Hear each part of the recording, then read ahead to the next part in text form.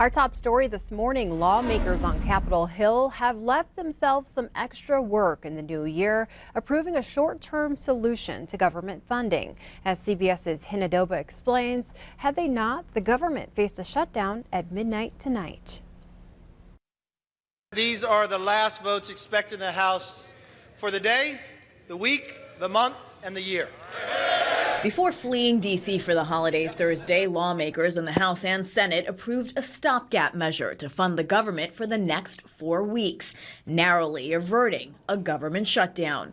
The bill serves as a short-term extension to the Children's Health Insurance Program, or CHIP, and provides funding for a veterans health care provision.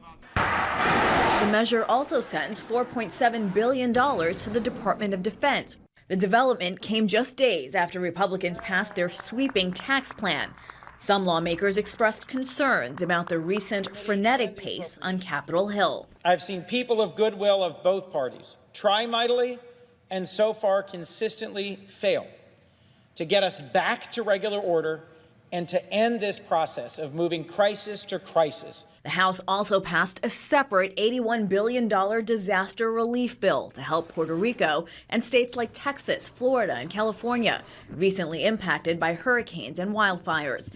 The Senate, though, voted to delay the measure until the new year. The emergency response is over, but recovery and rebuilding efforts go on. President Trump is expected to sign both the funding bill and the new tax overhaul bill as soon as today. Hinadoba, CBS News. The bill funds the government through January 19th. Well, these sexual misconduct allegations that took down Hollywood heavyweights, politicians, and media stars was rated the top news story of 2017. That's according to an annual poll by the Associated Press. President Trump's first year in office, the Las Vegas massacre, and multiple devastating hurricanes also repeatedly made headlines. In local court news, the two men accused of beating and beheading a Billings man they met at a casino in October tell the judge they did not commit the murder. 31-year-old Donald Cherry and 33-year-old Jeffrey Haverty pleaded not guilty Thursday in Yellowstone County District Court to deliberate homicide charges. Cherry and Haverty are accused in the murder of 41-year-old Myron Knight. During Thursday's hearing, prosecutors said Knight was likely dead 3 weeks before his headless body was discovered wrapped in a carpet at a transient camp. Cherry's attorney requested a lesser bond, but prosecutors argued that he has no ties to Billings and is a flight risk. Investigators determined Knight met the two men at a Montana Lil's casino and left with them. When Haverty realized Knight only had $6 on hand, he allegedly beat the victim with a hammer and cut off his head. Cherry and Haverty are each held at the Yellowstone County Jail on $500,000 bond. On to Crime Watch. More interviews are underway in connection to the box of human remains that were discovered in a Missoula shed. Missoula police spokesman Travis Welsh says this week's interviews have not led to a suspect associated with the remains. The bones of 3 children under the age of 10 were discovered in late September in a shed behind a Missoula rental property. The remains were sent to the University of North Texas. Welsh says it could take 3 to 6 months for DNA test results to be complete. Continuing our coverage, we now know yesterday's early morning fire on Miles Avenue was caused by electrical failure in the home's wiring.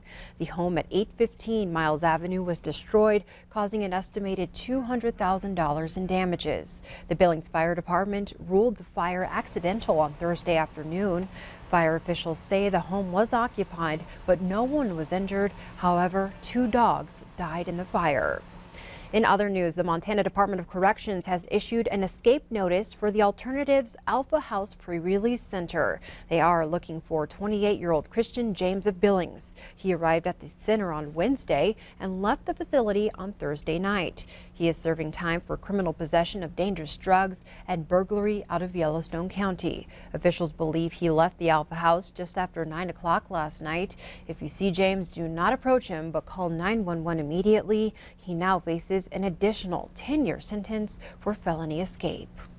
Turning to health news, the Montana Department of Health and Human Services reports increased influenza activity across Montana. Health officials say there have been nearly 200 new cases and 40 hospitalizations over the past 2 weeks. State health officials say cases of the flu are slightly higher than they were at this time in 2016. To date, 3 Montanans have died from the flu this year. The increase in activity has prompted the state to encourage people to take precautions as they travel over the Christmas holiday. Health experts say the best way to protect yourself and others is to get vaccinated. In Hamilton, a local company is turning towards a new way of producing living spaces in an efficient and quick manner. MTN's Donald Lakatua has more. Most construction companies don't start building a house in the middle of winter. But when the walls and roof are prefabricated, it can take under a week to finish a home, a process that would normally take 2 months. Whisper Creek by Rocky Mountain Homes has a different approach to building a Montana home. It's called off-site framing, a process that has all the faces of the house assembled in a factory and shipped to the build site. What we do is we design the home to the customer's needs and the build site needs. Then we send those plans out into our panel shop where they're read. We have framing tables, so everything's laid out on the table, 2x6 framing. We sheet it, we put the house wrap on it, we put the windows on it, and then we put the trim on it, and then we put it on the trucks and it's ready to go out to the build site. Normally, these walls would travel hundreds of miles to their destination. Now, the Hamilton-based factory is propping them up in their own backyard. This system of construction effectively allows companies like Rocky Mountain Homes to pump out houses en masse for very cheap. Panelized construction is quickly becoming one of the most efficient and innovative ways to build a home. Because the frames are built off-site, they can be designed and constructed while the foundations are being poured, which saves hundreds of hours of labor and a lot of money. A study from Pacific Homes showed on average about 40% less labor hours were required to build a home with prefabricated walls, and there was a 50% reduction in lumber waste on site. And they saved around 223 hours on the build site. There was also a huge reduction of waste on the build site. And then because we're able to build them in our quality controlled environment, you have a tighter building envelope, so it's more energy efficient. Panelized construction, I think it's kind of the wave of the future. There's really a need for it.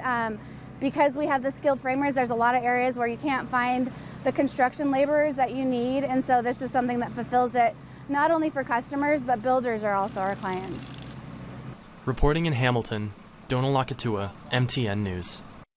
The Hamilton-based Rocky Mountain Homes constructs the panelized homes all over the United States and even in Canada. Stick with